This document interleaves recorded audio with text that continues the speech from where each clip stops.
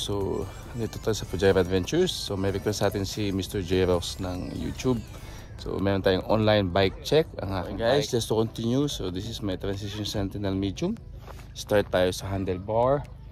First is my brake. We have our TRP, DHR Evo, the gold edition. There you go. Ang ating grips ay ODI, also gold edition. And then we have here our next race face next or na handlebar. Yan. So yan ang ating cockpit. And then we have here a little SWAT box. So as you can see, yeah, SWAT tool. Yan, ating SWAT tool dito.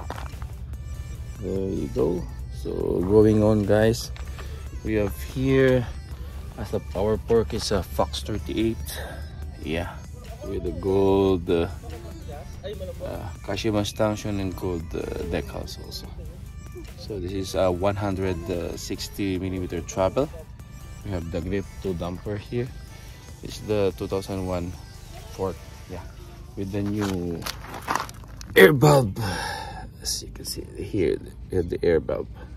And then going down, we have our TRP also, 203 rotors with the TRP Gold DHR Evo. Yeah, so ang kasama ng ating rims ay carbon. So naka-carbon rims tayo with the Industry 9. There you go. Industry 9 hubs, Hydra, with the Asigai in the front as our tire, 29 2.5. And then moving on, ang ating shock ay from EXT Racing. So this is the Historia version 3. Yeah, with the spring of 425.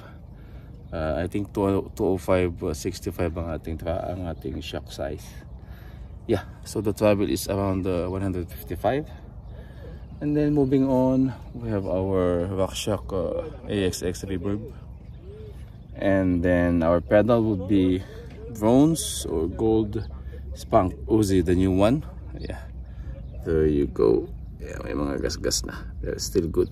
Ang ating crank ay 160. So this is the, as you all know, 5 deb. Good design. And we have here the E13 helix with the copper design also. And then a gold chain XX1. And then also XX1 cassette 1052. And we have here the GX ASS derailleur. This is good already for me. And at the back we're running Maxxis dissector. Yeah. And also Industry 9 hubs at the back, Hydra. Okay, that's all guys. So thank you guys. So this is for Jerox. See you. And this is my bike. So again, Transition Sentinel. See you guys.